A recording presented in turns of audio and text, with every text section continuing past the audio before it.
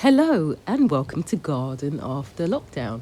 The dahlia is the national flower of Mexico, and there are over 30 species and 57,000 types of dahlias to date. And this is just one of them. It's called Dahlia, my love. And today we're going to be digging it up. I have cut the flowers that have done blooming and also any flowers that could go into a vase. Now what I'm doing here is just looking at the dahlia, and I can see that the two smaller ones are planted closer together, and the largest of the dahlias is a good 60 centimetres away. So the next time I plant these, I've got to be sure to give them at least 60 centimetres between each dahlia. Typically, when you plant tubers, you would leave about 12 to 18 inches or 30 to 46 centimetres, but everybody's garden's different. So I've decided where I'm going to plant them next year and how I'm going to plant them. Now I'm going to cut down the flower stems so it's easier for me to see where I'm digging. Do dahlias come back every year? Dahlias belong to a class of plants called perennials, which mean they come back year after year. Now, in this spot, I wanted to put something that would last all the way up to autumn, and this definitely has delivered. So I'll definitely be replanting this in this spot next year. You can see that behind each flower stem is a bamboo cane. Now, I use this as support because the stem is quite tall and it's quite heavy, and it just needs that little bit of help in the summer to keep upright. Taking these down to no more than 5 inches off the ground. Now the next question I want to answer is, can you leave dahlias in the ground over winter? Unfortunately, dahlias are not frost hardy, so you may need to overwinter them, and that means you will dig up the tubers and store them in a frost-free environment. Or if you are growing dahlias in pots, what you would do is just cut the flower stem down after it's finished blooming and then pick up the whole container and place it somewhere with warmer temperatures, ideally in an enclosed area where the temperature does not get down below frost levels. Can you see here? It's quite hollow inside the stem. So imagine if this was left exposed outside, the water would go all the way down to the tubers and possibly rot. Now I'm ready to dig up. The plastic I'm removing was just something I put there to deter the slugs from climbing onto my dahlia. It was made by just cutting a plastic bottle in half and taking a middle section and just literally placing it in the ground above my tubers. So here I'm just clearing away any debris, just so I can get a better look at where I'm digging. Now here comes the exciting bit. I'm about to dig up my dahlia tuber and see what a whole growing season looks like beneath the ground. What I'm just doing is just placing the fork just a safe distance around the tuber just to loosen the soil. It makes it easier for me to dig up the whole thing. I can see 2 stems here, so I'm expecting this one to be quite large.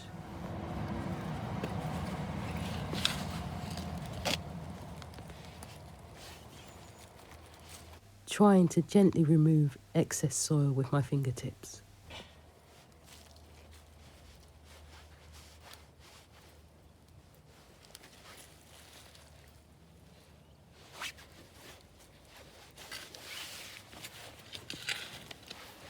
Dahlias are grown from roots called tubers, and this is what they look like.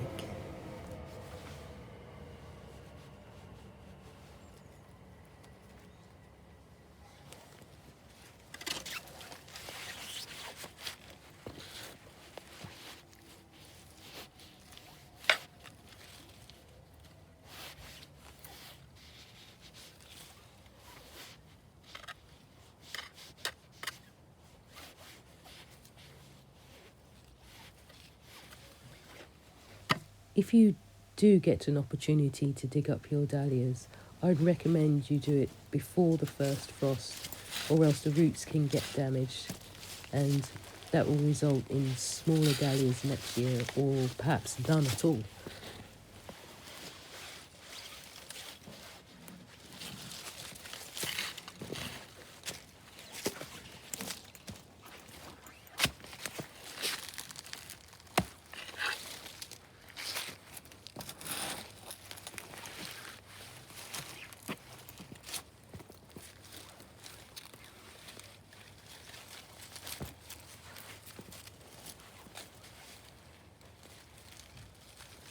Please really do try to be as gentle as possible when you're pulling the tubers out the ground. They are very delicate, and the individual tubers do fall off quite easily. At first glance, I can see that this tuber is much smaller than the one before, so I would be extra mindful to give them a lot of space when they're growing next year.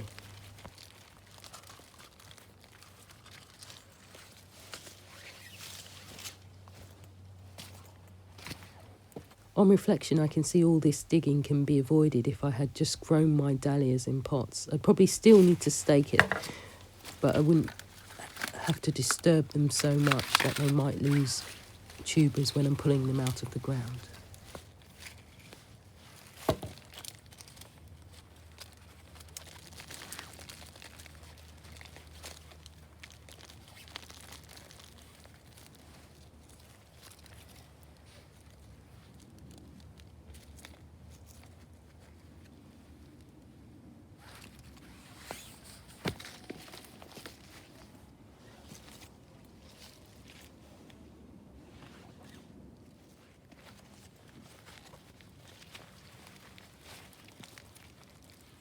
Here's the question everybody wants to know. What temperature will kill dahlias?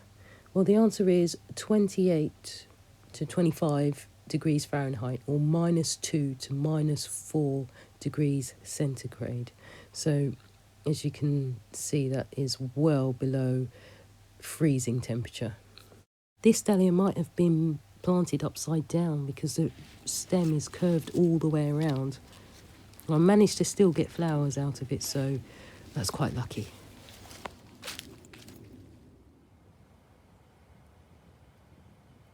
It's time to wash off these dahlias so I can see the condition of the tubers. Is there any rot? Are they looking healthy? We'll soon find out.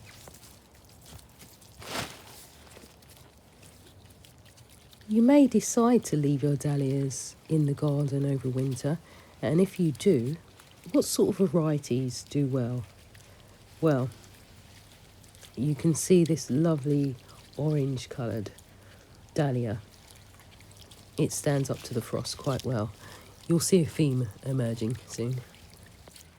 So, orange French can, Downham Royal, which has magenta flowers, Bishop of Canterbury dahlia. It's a hardy dahlia.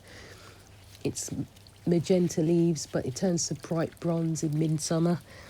Any dahlias that have deeper colour petals usually do well in the winter, and also ones with darker leaves like this one shown. Bishop of Auckland dahlia.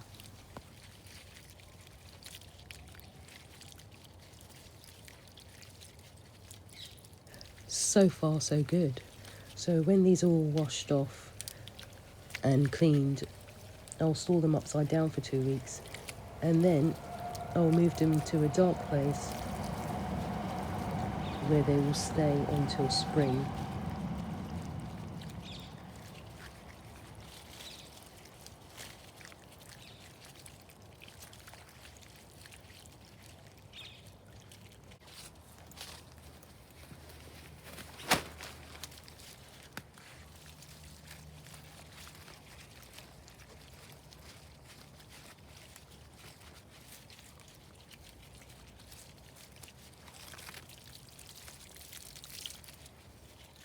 Do dahlias multiply?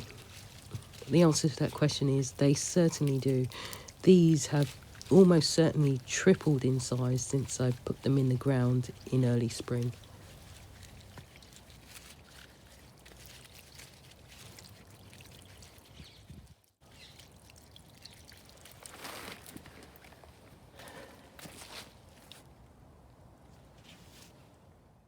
Here is a cleaner tuber. As you can see, they spread in either direction quite far, so I guess the 30 to 46 centimetres planting distance is justified. Here I'm just cutting the stem down just a little bit more. I don't need all of that stem left on the plant. One thing to make sure is that when you're cutting the stems, make sure the shears are clean as not to introduce any infection or fungi. So with these shears, what I did is I cleaned them with some hand disinfectant. It's what I had. And I wiped it clean before doing any more cutting.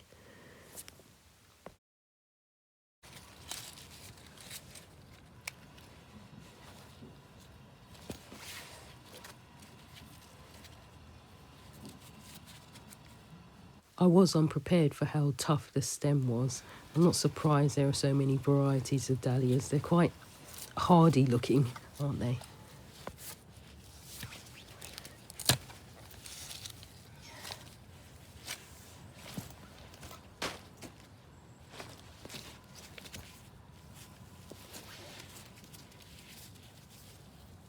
One of the final steps to digging up your dahlias is you need to hang it upside down for 2 weeks, which allows the stem to fully dry. Remember how hollow it was, and also prevents rotting.